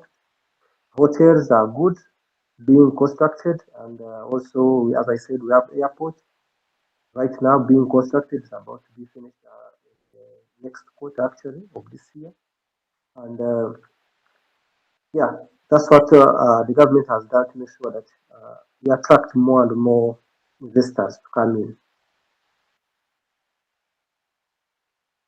Oh, thank you so much, Mr. Bill. And there's another question coming to Professor Wumi.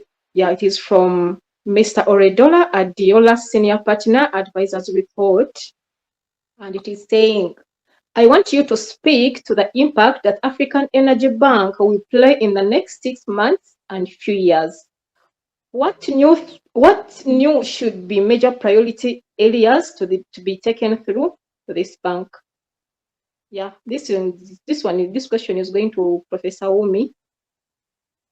Well, again, thank you. I think African Energy Bank is just emerging, and it's going to be in their own interest to make sure that they put the dot all the I's and the T.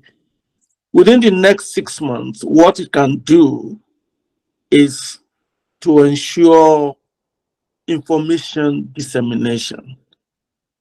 And when the establishment alone can then begin to help people within the next 6 months to have a bright hope for the future. And so it can create a stabilization factor in the strategic thinking of the energy sector in Africa, that funding in the future will not be delimited. Secondly, it sends an information that there's going to be a competing investment opportunities, not only limited to Africa Energy Bank. Other investors will now see that, wow, if Africans can develop a banking system for their development, they too will become interested, because investors are always looking forward to where they can have a earning power that meets their desire. So optics matter. Optics, what you see is the first indicator of what you can do and what decision you can make. So that's what you can. Now, going beyond 6 months and into the future, if in the next 6 months, the oil producing companies and energy potential investors in Africa direct their money into this bank, I think there's about $81 million membership fee that is being demanded from all African producing countries. If that money comes in within the next 6 months, oh, the future becomes bright. Because all the people who are interested in long-term investment opportunities will look at the bank as being viable. And I think the executive secretary of ACPO is very committed to making sure that this thing gets off quickly. And I think it was very smart for them to have cited it in Nigeria, where the demand for that funding is high. We must not allow anybody to divide us. I tell my Nigerian people that we represent a race, not a tribe. And if Africa emerges, if Nigeria emerges and release the potential that they have, the entire Africa will be better off as a continent. I believe Nigerian underdevelopment is what's actually dragging Africa backward, because we represent, for every 6 Africans in the planet Earth, 1 is a Nigerian. And so that is very important. If we improve our governance, if we improve our business ethics, the overflow of the blessings will be for the entire continent. You see what's happening in North Africa, where energy access is completely different. If Nigeria had been able to supply, the entire West Africa would be liberated. And the East Africa will be able to pick, and the Southern Africa. Look at the role of Nigeria in the liberation of South Africa. If we are continuing along that line, in 1970, we brought the entire Black populations to Nigeria. And that's what I see with this energy bank. If Nigerians, we support it, the entire Africa then will begin to expand their energy access and energy affordability and energy adaptability, and so on and so forth. You could see what we have been doing in most African countries with respect to education, and Nigerian trained professors in many African countries. So it's the same thing.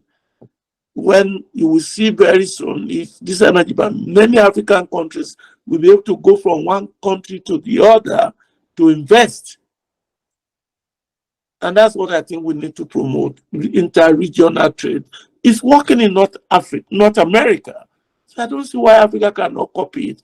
The European Union, they have energy unit and they have a common energy goal. And I think Africa should think along that. And this African Energy Bank, we offer the platform that will make us think in an holistic way, looking at ourselves as a race, first and foremost. Just like you see in Asia, you see in Europe. Well, this will become a united front, especially for the sub-Saharan African countries. I hope I answered the question. Oh, thank you so much, Professor Wumi. So right now, the floor is open for all the participants. Yeah, who says something? Our dear participants, now it's your time. If you want to say anything, you just raise your hand and you start.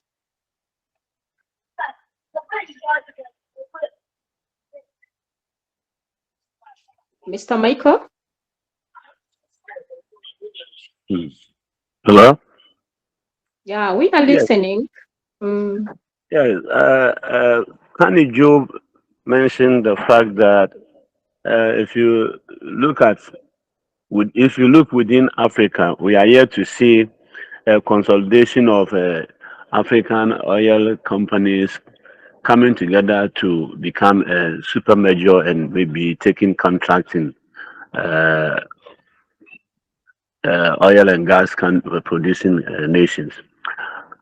I want to find out from her, how are we going to ensure that, or how are we going to make sure that we promote this sort of consolidation, like maybe country oil producing oil and gas companies in Ghana coming together, or and becoming partners of maybe another oil and gas company in Nigeria or Equatorial Guinea or Angola, and they becoming a measure. Because in Ghana, for instance, I remember some time back, about 5-6 years ago, when we launched our bid for oil and gas.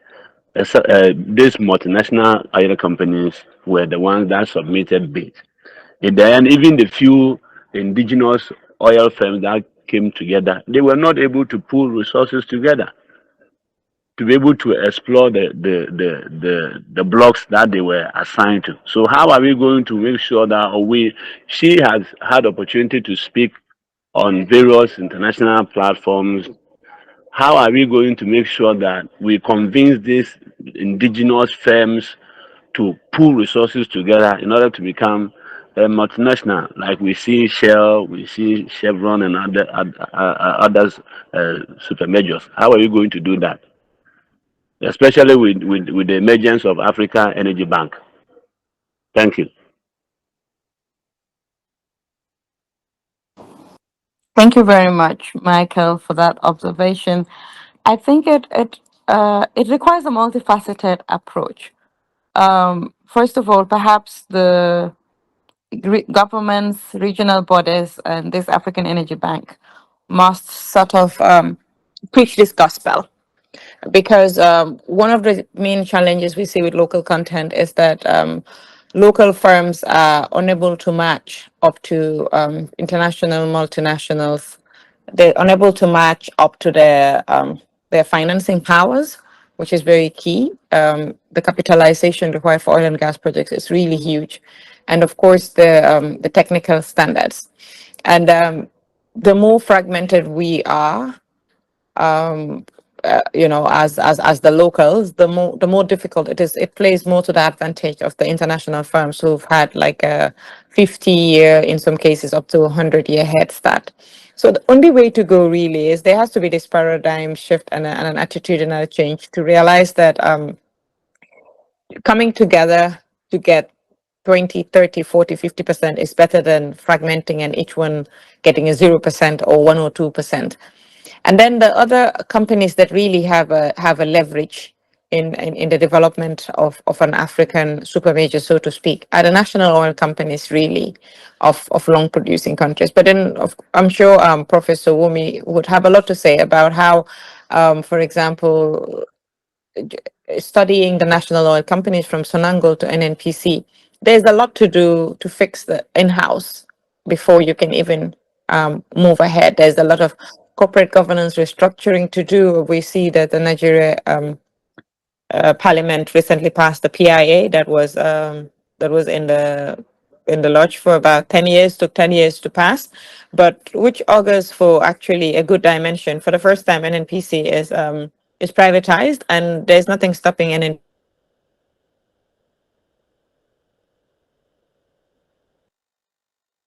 NNPC from investment. The regional trade protocols that we have signed, we have this African Free Trade Intercontinental African Continental Free Trade Agreement, AFTA, which we see nations really not implementing. It's still very difficult to do business across African borders, even for movement of personnel across African borders. It's very problematic. As a West African, I can't just get up and drive across all of West Africa, for example. Air travel within Africa is choppy. There's a lot of work to be done on a governmental front, on a regional front, before we can really realize the true joys of regional integration.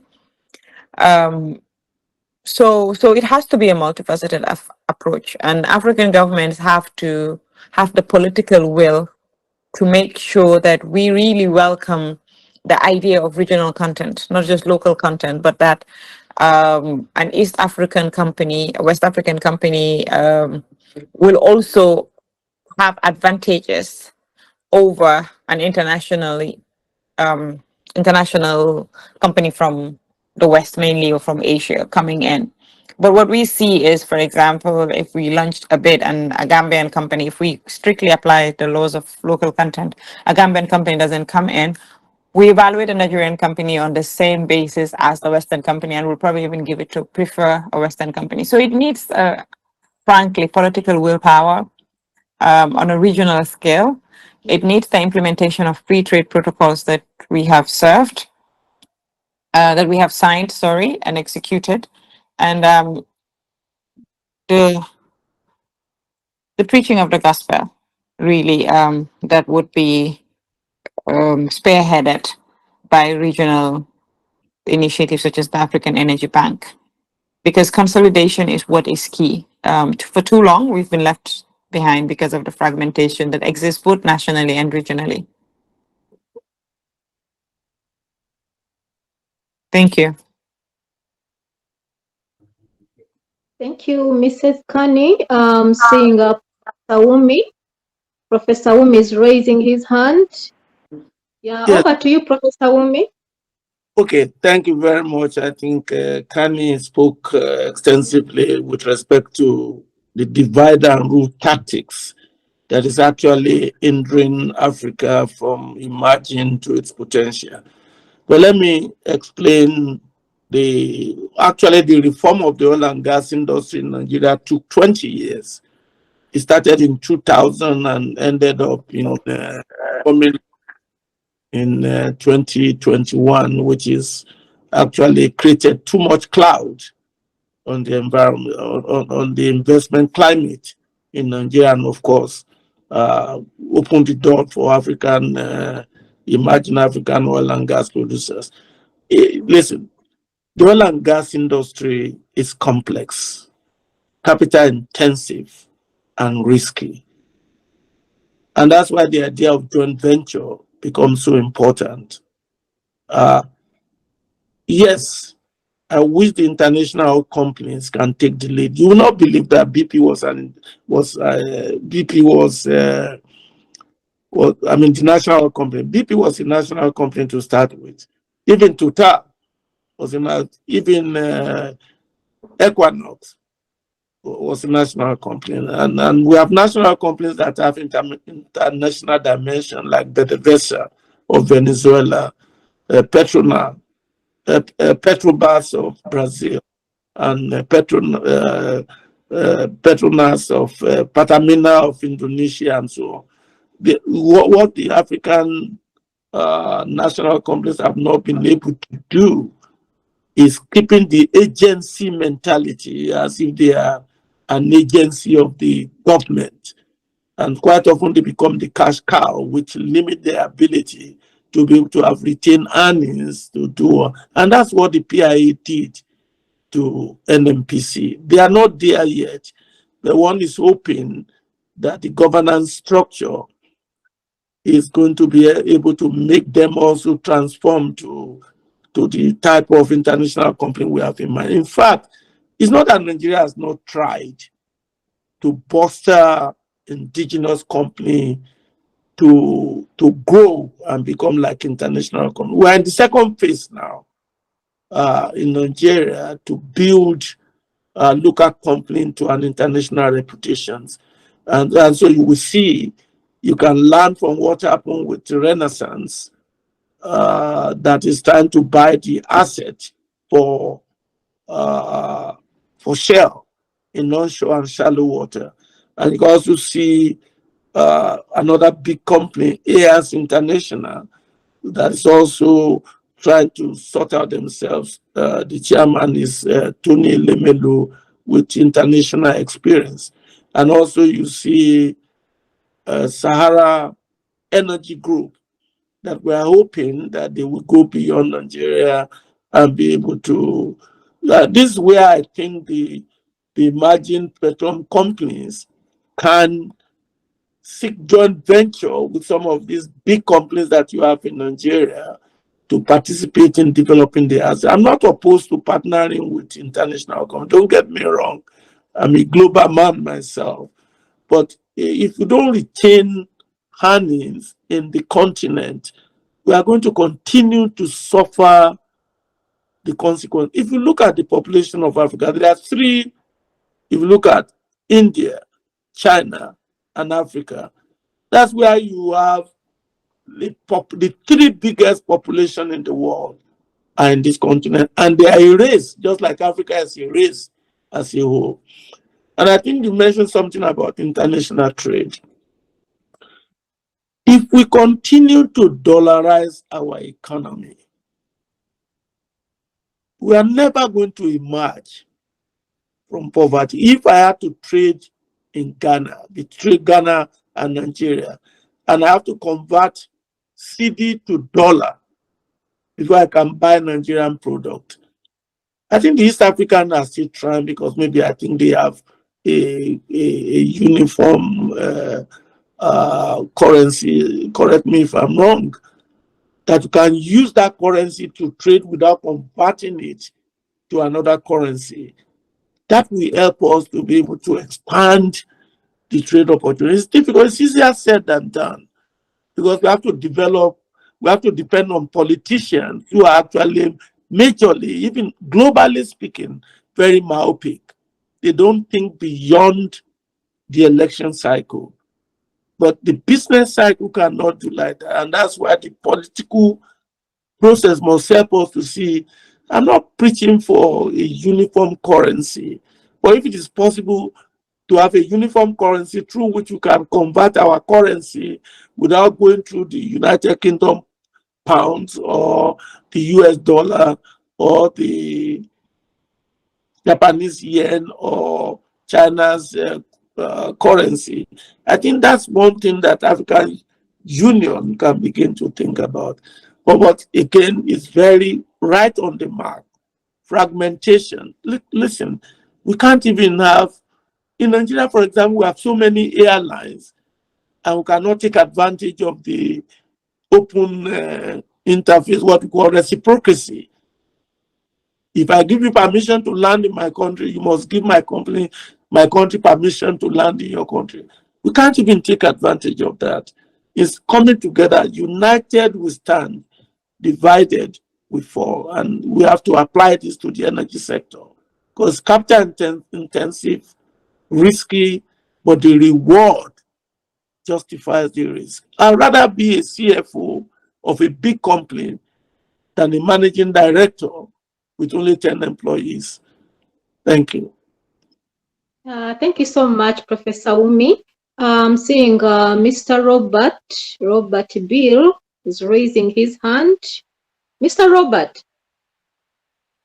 Okay, yes, Aaron. I I wanted to compliment on what the professor was saying and Madam earlier on.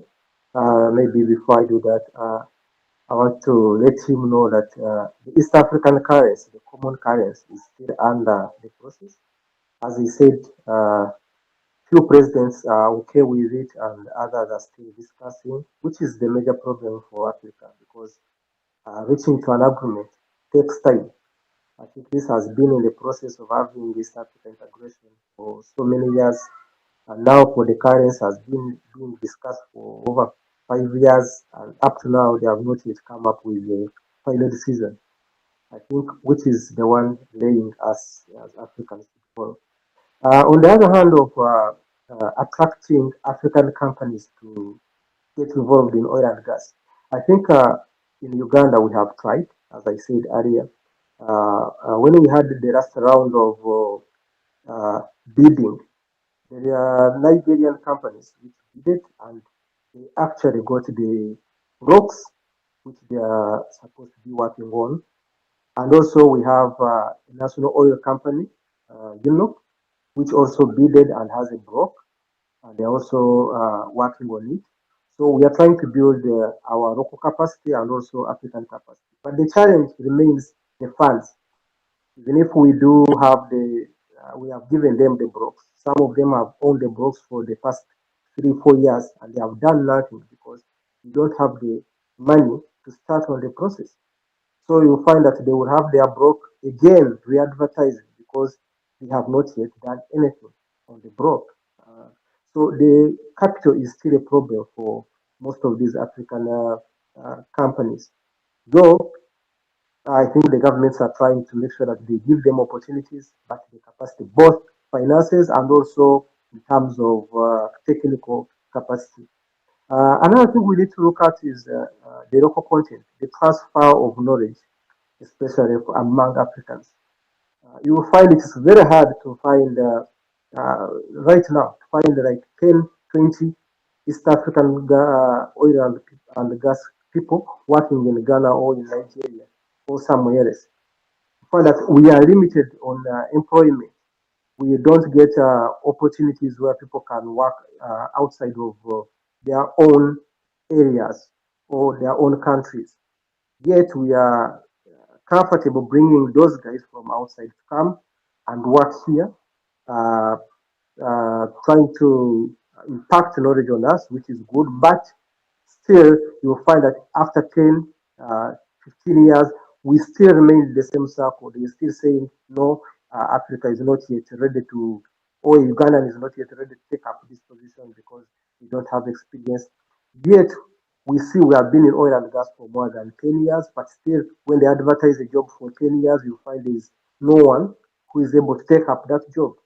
So it's still a challenge for Africa in terms of implementing the policies that we put in place. Also, the challenge in terms of financing our own companies that we have. But since there is a process in putting up a bank like that, we pray that this will help many local companies to access funds and be able to participate in oil and gas. As Professor said, it needs a lot of money, so we need to make sure that we give them opportunity and we see that this bank can help us. Yeah, that's it.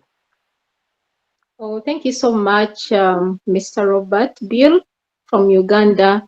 I saw someone raising a hand. Is it Mr. Craig? Mr. Craig? Hello. Mr. Craig? You are available. Okay, you can proceed.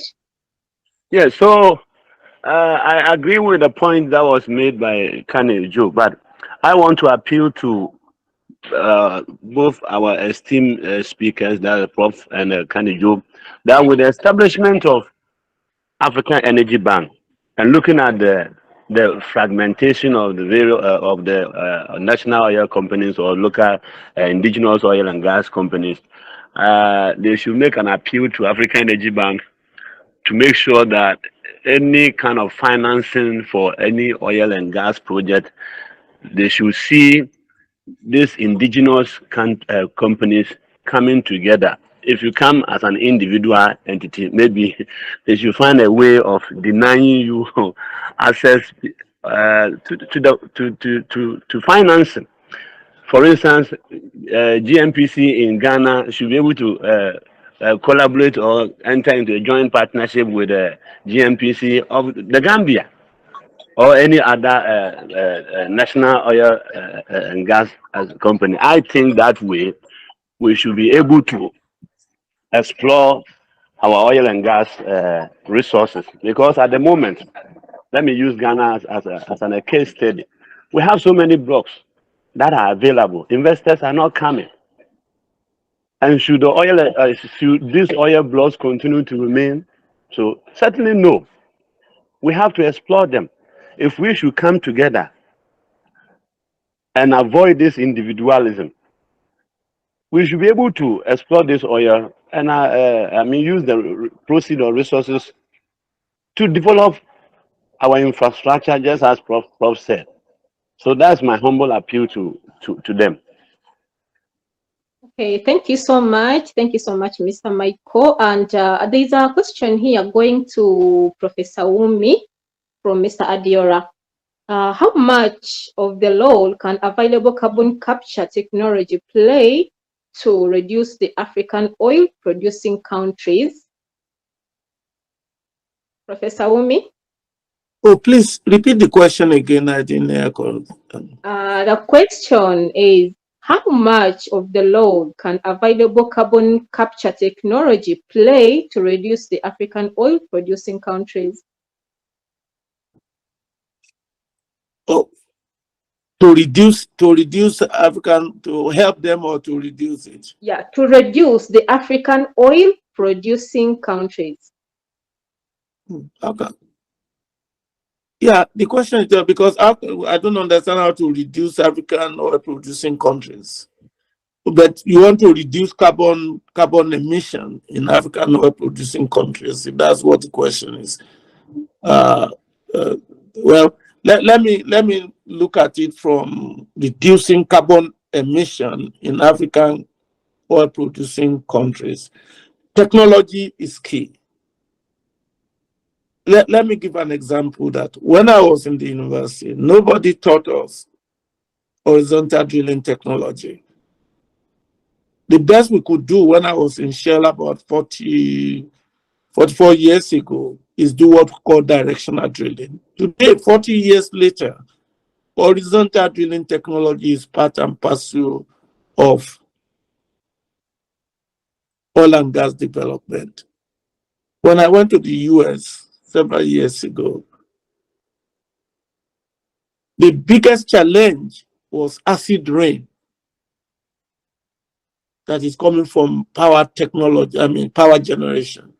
Today, nobody talks about acid rain because the technology with what we call scrubber was able to remove sulfur dioxide from being emitted. So carbon sequestration and utilization. In fact, we are trying to even see, we will capture the carbon and then we use it. Because carbon dioxide is some of the things you can use for secondary oil recovery. So, in fact, you are even going to a situation now that gas can be captured as it coming up with oil without having to reject it. The same thing with what they call borehole water emission capture. So in that case, you can produce water and not even bring it to the surface. So technology is actually reducing the carbon effect.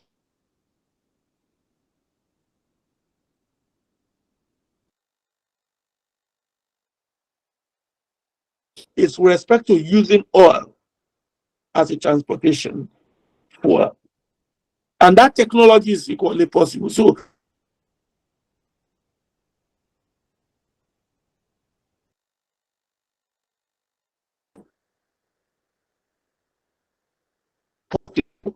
and this is when we come to and go back to our tertiary institutions.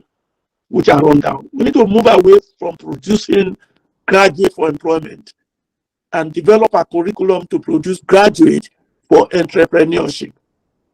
And so that means we need to rethink our curriculum to make sure that we're not just, the population of young people is emerging. And technology will offer opportunity to expand the employment base. I hope that's the question, because I didn't hear it, because you can't reduce oil and gas producing countries in Africa with technology, but you can enhance oil and gas producing countries with technology development. I hope I didn't miss the question. Okay, thank you so much. Mr. Robert Bill, you are raising your hand. You can take on. Hello. Mr. Yeah, you go on, Mr. Robert. There was earlier hand raised, but still, as we move on, we need to appreciate the technology, as the professor said. Whatever we are doing right now has to go with the modern technology. Very soon, things will change. I remember when we started in oil and gas, the rigs were using, the technologies we are using to do appraisals through flaring and all that has changed. And now we have a modern way of handling carbon emissions, and we are using newer technologies. So, as we Professor said, we need to embrace new technology, and we need to be able to change once such technology comes in, and we should be able not to resist, but to adapt to the right technologies. That's my submission.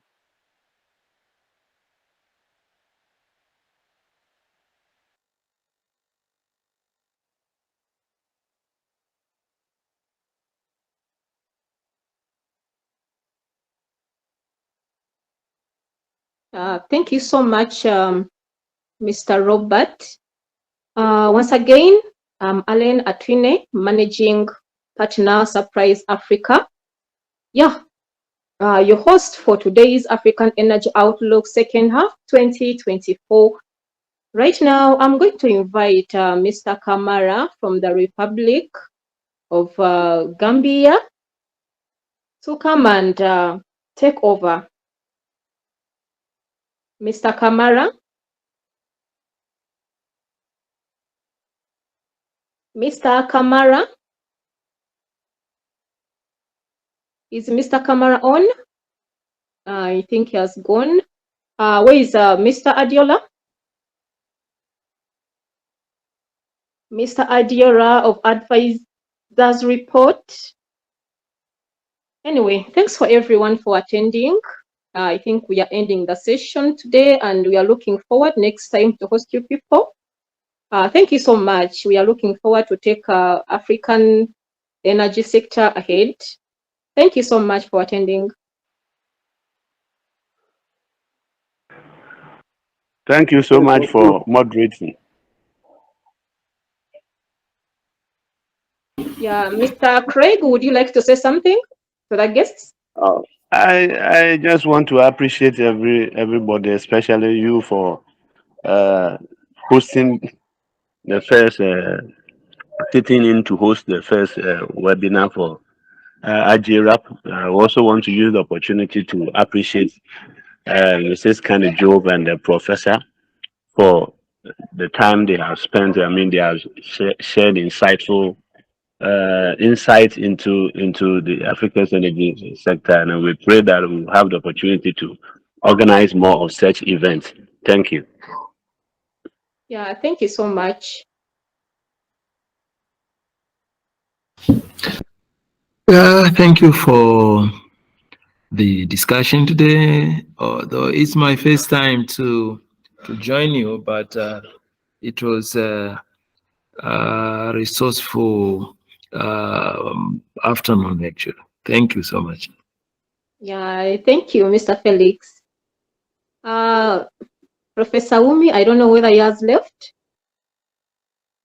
No, Amir, I just want to thank you for the invitation. And of course, we're available to help all the marginal and gas companies with develop capacity, especially to let them know that economics matters. You know, it's technology, economics, and public policy. And that's what Africa needs to do. I'm going to reach out to Kani to see how we could probably help in Gambia to be able to build your regulators, the same thing in Sierra Leone and Senegal. We are available to go all over Africa to give them the knowledge they need to make informed decisions. And we're also thinking we must also educate the press people so that they can report positive news and not necessarily just, they must understand the industry and the energy sector to better report it. And our company is available to build capacity. In fact, that is the essence of creating our company called Petronet Africa. Is what we call a network of Africa energy and petroleum experts. And that is to build our young so that we stop depending on information that is given to us, which is not necessarily going to have Africa to emerge. And that's what I did in Ghana for 4 years. And I will be glad to do the same thing for all the marginal and gas producing companies. So thank you for the opportunity, and thank you, Madam Moderator. You are excellent.